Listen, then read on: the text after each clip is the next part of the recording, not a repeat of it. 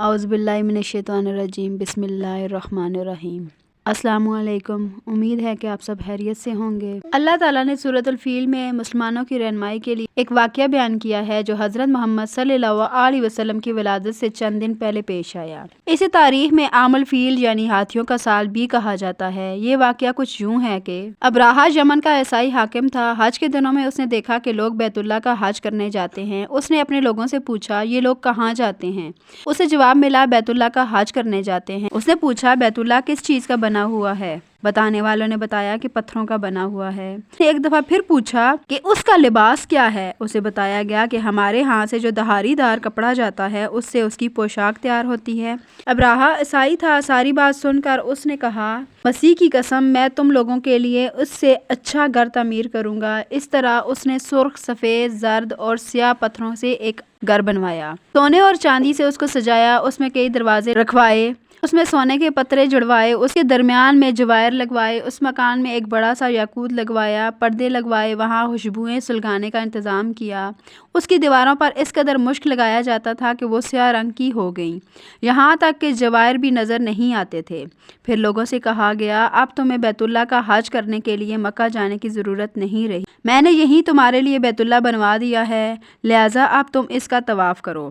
اس طرح کچھ قبائل کئی سال تک اس کا حج کرتے رہے، اس میں اعتکاف کرتے رہے، حج والے مناسک بھی یہیں ادا کرتے رہے۔ عرب کے ایک شخص نفیل ہشمی سے یہ بات برداشت نہ ہو سکی۔ مصنوعی خانہ کعبہ کے خلاف دل ہی دل میں کڑتا رہا۔ آخر اس نے دل میں ٹھان لی کہ وہ ابراہہ کی اس عمارت کو گندا کر کے چھوڑے گا۔ ایک رات اس نے چوری چھپے بہت سی گندگی اس میں ڈال دی۔ ابراہہ کو معلوم ہوا تو سخت غضبناک ہوا، کہنے لگا، یہ کارروائی کسی عرب نے اپنے کعبہ کے لیے کی ہے، میں اسے ڈھا دوں گا، اس کا ایک ایک پتھر توڑ دوں گا۔ اس نے شام و حبشہ کو یہ تفصیلات لکھ دیں۔ اس نے درخواست کی کہ وہ اپنا ہاتھی بھیج دے۔ اس ہاتھی کا نام محمود تھا۔ یہ اس قدر بڑا تھا کہ اتنا بڑا ہاتھی روئے زمین پر دیکھنے میں نہیں آیا تھا۔ جب ہاتھی اس کے پاس پہنچ گیا تو وہ اپنی فوج لے کر نکلا اور مکہ کا رخ کیا۔ یہ لشکر جب مکہ کے قرب و جوار میں پہنچا تو ابراہہ نے فوج کو حکم دیا کہ ان لوگوں کے جانور لوٹ لیے جائیں۔ اس کے حکم پر فوجیوں نے جانور پکڑ لیے۔ ان میں عبد المطلب کے اونٹ بھی تھے۔ نفیل بھی اس لشکر میں ابراہہ کے ساتھ موجود تھا اور یہ عبد المطلب کا دوست تھا۔ عبد المطلب اس سے ملے، اونٹوں کے سلسلے میں بات کی۔ نفیل نے ابراہہ سے کہا، قریش کا سردار عبد المطلب ملنا چاہتا ہے۔ یہ شخص تمام عرب کا سردار ہے، لوگوں کو اچھے اچھے گھوڑے دیتا ہے، انہیں عطیات دیتا ہے، کھانا کھلاتا ہے۔ یہ گویا اس نے عبد المطلب کا تعارف بیان کیا۔ ابراہہ نے انہیں ملاقات کے لیے بلا لیا۔ ابراہہ نے ان سے پوچھا، بتائیے آپ کیا چاہتے ہیں؟ انہوں نے جواب دیا، میں چاہتا ہوں میرے اونٹ مجھے واپس کر دیے جائیں۔ عبد المطلب کی یہ بات سن کر ابراہہ بہت حیران ہوا، کیونکہ وہ آپ کے تعارف سے بہت متاثر ہوا تھا۔ وہ بولا، مجھے تو بتایا گیا تھا کہ آپ عرب کے سردار ہیں، بہت عزت اور بزرگی کے مالک ہیں، لیکن اب لگتا ہے کہ مجھ سے غلط بیانی کی گئی ہے۔ میرا خیال تھا کہ آپ مجھ سے بیت اللہ کے بارے میں بات کریں گے، جس کو میں گرانے آیا ہوں، اس سے آپ کی عزت وابستہ ہے، لیکن میں حیران ہوں کہ آپ نے تو سرے سے اس بارے میں بات ہی نہیں کی، اپنے اونٹوں کا رونا لے کر بیٹھ گئے ہیں۔ ابراہہ کی یہ بات سن کر عبد المطلب بولے، میرے اونٹ مجھے واپس کر دیں، کیونکہ اونٹوں کا مالک میں ہوں، اس لیے وہ مجھے واپس کر دیں، اور جہاں تک بات بیت اللہ کی ہے اس کی فکر اس کا مالک کرے، اور وہ بہتر جانتا ہے کہ بیت اللہ کی حفاظت کیسے کرنی ہے۔ عبد المطلب کی بات سن کر ابراہہ نے حکم دیا، ان کے اونٹ دے دیے جائیں۔ جب ان کے اونٹ واپس مل گئے تو ان پر نشان لگا دیے گئے اور انہیں قربانی کے لیے وقف کر کے حرم میں چھوڑ دیا۔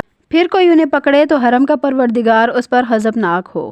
پھر عبد المطلب حرا پہاڑ پر چڑھ گئے۔ ان کے ساتھ ان کے کچھ دوست تھے۔ انہوں نے اللہ سے درخواست کی، اے اللہ، انسان اپنے سامان کی حفاظت کرتا ہے، تو اپنے سامان کی حفاظت کر۔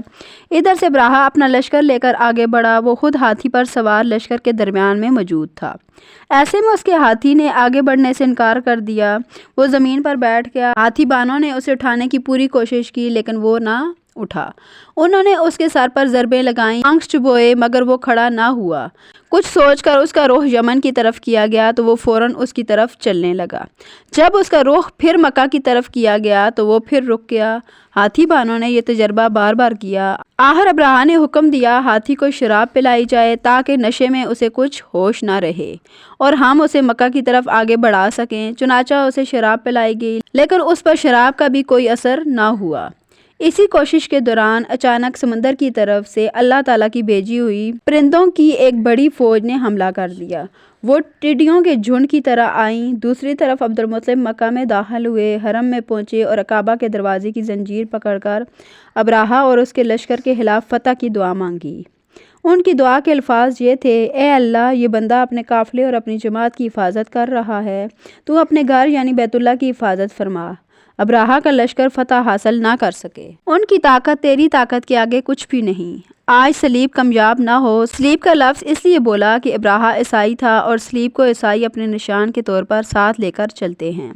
عبدالمطلب نے اپنی قوم کو ساتھ لیا اور حرا پہاڑ پر چڑھ گئے کیونکہ ان کا خیال تھا کہ وہ ابراہہ کا مقابلہ نہیں کر سکیں گے۔ ادھر اللہ تعالیٰ نے پرندوں کے جھنڈ بھیج دیے۔ یہ پرندے چڑیا سے قدرے بڑے تھے۔ ان میں سے ہر پرندے کی چونچ میں پتھر کے 3 ٹکڑے تھے۔ یہ پتھر پرندوں نے ابراہہ کے لشکر پر گرانے شروع کیے۔